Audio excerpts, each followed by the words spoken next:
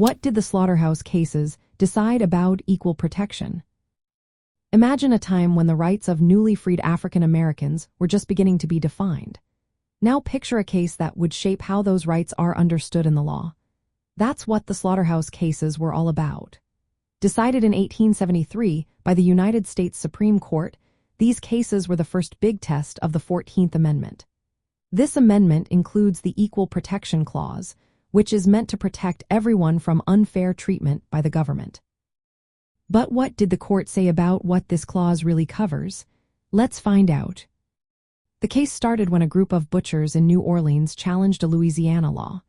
The law gave a single company the exclusive right to operate slaughterhouses in the city. The butchers argued this law hurt their ability to work freely and claimed it violated their rights under the 14th Amendment. They believed that the law was unfair and that it limited their economic freedom. But the Supreme Court didn't see it that way. They decided that the Equal Protection Clause was mainly meant to protect the rights of African Americans from racial discrimination, not to regulate economic or business issues. The court held that the clause did not prevent Louisiana from giving a monopoly to one slaughterhouse company. They explained that the law was about regulating a business practice, not about discriminating based on race or protecting civil rights. The court also interpreted the Privileges or Immunities Clause of the same amendment very narrowly. They said it only protected rights related to federal citizenship, not state citizenship or economic interests. This meant that the rights of the butchers to work freely were not protected under this part of the amendment.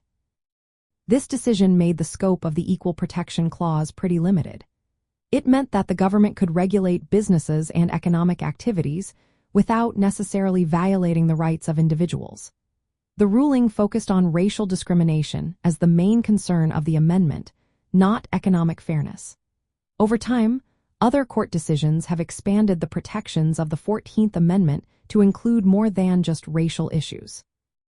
But in this case, the court made it clear that the original focus was on protecting certain groups from racial unfairness, not on broad economic rights.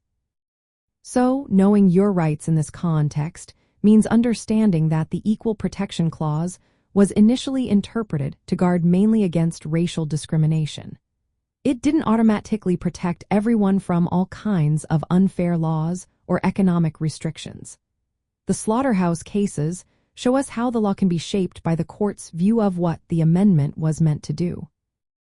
Today, we know that civil rights protections have grown beyond that original scope, but this case reminds us of the limits set early on.